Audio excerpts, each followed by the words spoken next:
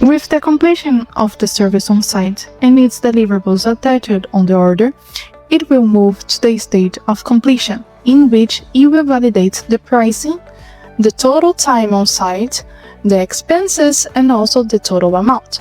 Once you do it, you will complete the order by clicking on the button of confirmation. Now, your job is completed. The customer will validate the information provided by you, and you will be able to monitor its status through here. With the approval of it, you will receive the information of the estimated payment date according to the payment terms agreed on the order.